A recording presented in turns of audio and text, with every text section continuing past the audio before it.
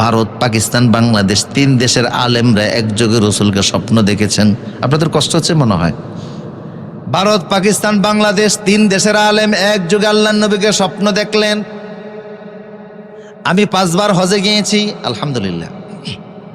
বাবে মালিকুল আব্দুল আজিজ কাবা শরীফের মধ্যে প্রায় 96টা গেট আছে। 1 নম্বর গেটটার নাম হলো বাবে মালিকুল আব্দুল আজিজ।